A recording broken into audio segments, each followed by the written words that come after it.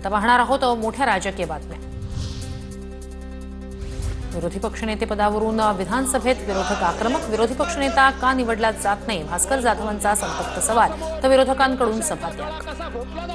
10% सदस्य संख्येची अट जी सांगितली जात होती ती 10% सदस्य संख्येची अट कुठेही नाही। मी तुम्हाला संधी दिलेली आहे, आपण माझं ऐकून घ्या।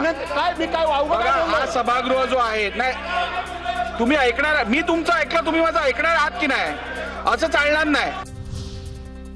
विधिमंडळाच्या पायऱ्यांवर विरोधकांचं आंदोलन। मंत्री भरत गोगावले येताच ओमफट स्वाहा म्हणत विरोधकांकडून डिवचण्याचा प्रयत्न, तर भास्कर जाधवांकडून ओमफट स्वाहा म्हणत सिनेमातील डायलॉगची नक्कल।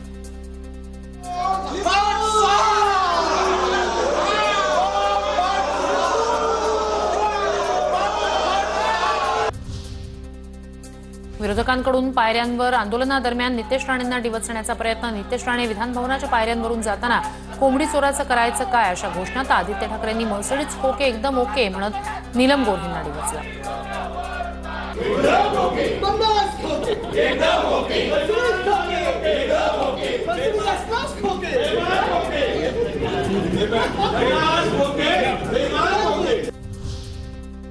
विधिमंडळाच्या पायऱ्यांवर आंदोलनादरम्यान विरोधकांकडून मंत्री चंद्रशेखर बावनकुळे यांनाही सहभागी होण्याचं आवाहन। बघताय काय, सहभागी व्हा, आमच्याकडे या, आम्ही तुम्हाला मुख्यमंत्री करू असं म्हणत विरोधकांकडून बावनकुळेंना ऑफर।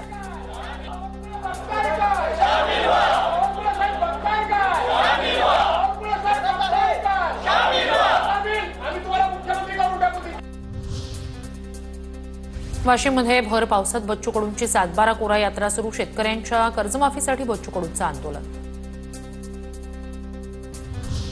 मनसे आणि ठाकरेंच्या सेनेचा गिरणी कामगारांच्या मोर्चाला पाठिंबा। उद्धव ठाकरे उद्या दुपारी 12 वाजता आझाद मैदानावरील आंदोलनात सहभागी होणार, तर मुंबईत असल्यास मोर्चात सहभागी होणार किंवा बाळा नांदगावकर मोर्चात सहभागी होतील, राज ठाकरेंची माहिती।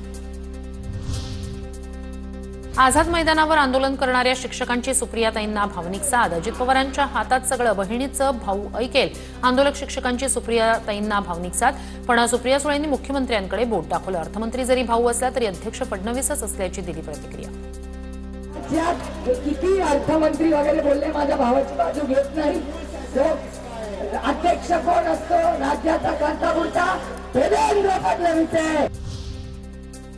सुषमा अंधारे, कुणाल कामरा यांना लवकरच हक्कभंग नोटीस पाठवली जाणार। नोटीस तयार असल्याची माहिती। उपमुख्यमंत्री शिंदेंवर तयार केलेल्या गाण्यावरून आणणार हक्कभंग, तर कामराचं समर्थन करताना वापरलेली भाषा अवमानकारक म्हणत अंधारेंनाही नोटीस पाठवणार।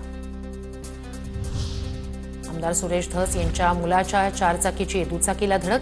अपघातात दुचाकीस्वार नितीन शेळके यांचा मृत्यू। सागर धस यांच्या विरोधात सुपा पोलीस स्थानकात गुन्हा दाखल।